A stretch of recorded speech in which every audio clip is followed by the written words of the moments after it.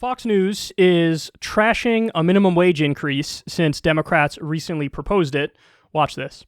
Here's the other argument that maybe things have changed a bit, and that is during the 2020 election down in Florida. Florida passed it by 60%. They have gone ahead and okayed the minimum wage at $15 an hour. And a majority of the people who voted for it also voted for Donald Trump.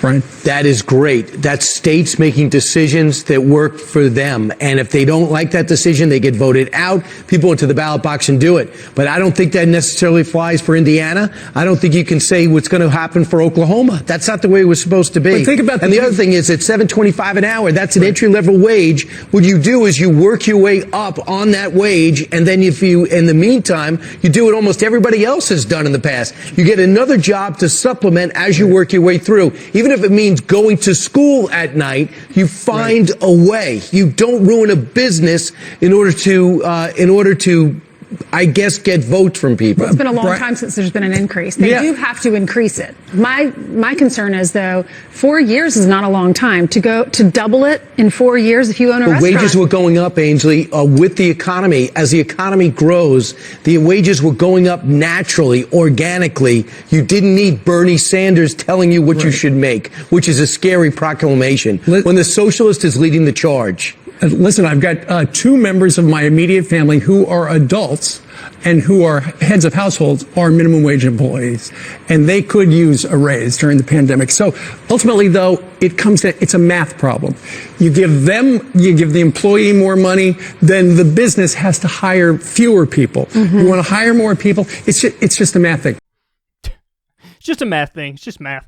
So you're not going to be surprised to learn that that's not exactly true, what he's saying here. The minimum wage in Australia is roughly equal to $15 an hour. And the unemployment rate in Australia and the United States is almost exactly the same. So if a $15 minimum wage would lead to just like rampant unemployment, and it's just a math problem, then why is that not the case that Australia has like way higher unemployment than us? Now, listen, it is true that if you go way too high with it, it definitely can lead to unemployment, because what will happen is you will have a lot of small businesses who have a number of employees who can't afford to pay for, say, 3 or 4 employees. They might limit it to now 2 employees. They might fire somebody and try to get all the same work done with 2 employees because they can't afford to pay all that much. But in all seriousness, $15, I don't think that's the number where it would lead to rampant unemployment. It's possible there's a slight tick up in unemployment, a tiny tick up in unemployment, but really, I mean, the trade-off being that people who work a full-time job will make enough money to survive. The trade-off being that now we don't have starvation wages. The trade-off being that now people can live. That's a fair trade-off. And if there is a tiny tick up in unemployment, which again, we don't know if that'll happen because in Australia it didn't happen, well then we have other ways to ameliorate that problem. And, you know, we have programs that can help people out. We could try to address this through a wage subsidy policy, which is, you know, another way to sort of make up for that on the back end. So there are ways to address that. But bottom line is, the problem is overstated.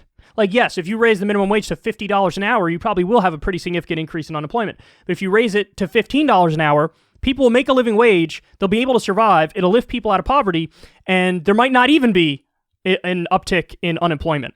Because again, Australia is a great example. Same unemployment as us, and they have a minimum wage that's about $15 an hour. And then you have you have some Scandinavian countries where basically the whole workforce is unionized. And they don't even have a minimum wage because nobody makes anywhere near a minimum wage.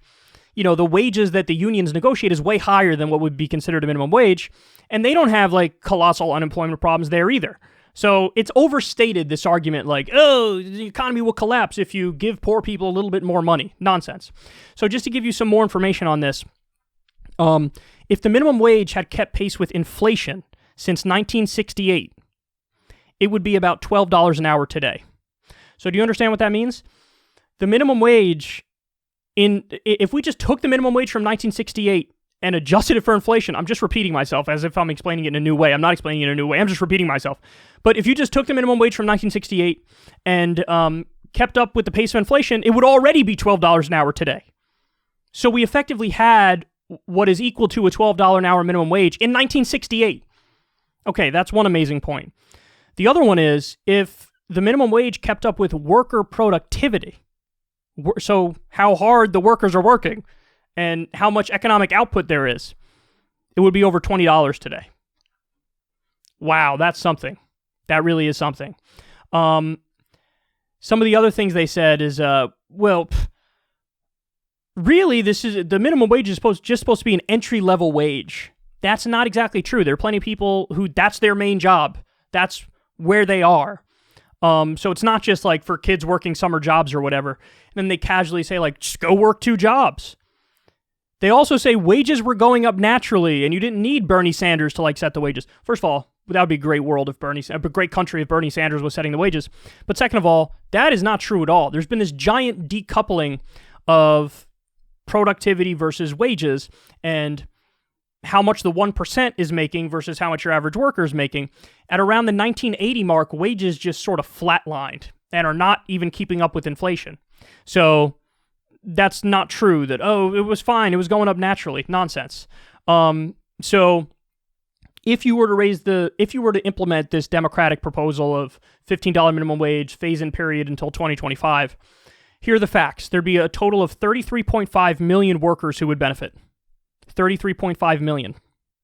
30.1 million adults age 20 or over. 19.6 million full-time workers. 19.5 million women. 9.4 million parents. And 4.6 million single parents. And 6.2 million workers in poverty. So the numbers are astounding as to how much this will help regular people. And the other thing is, you will likely see a giant reduction in people relying on the social safety net.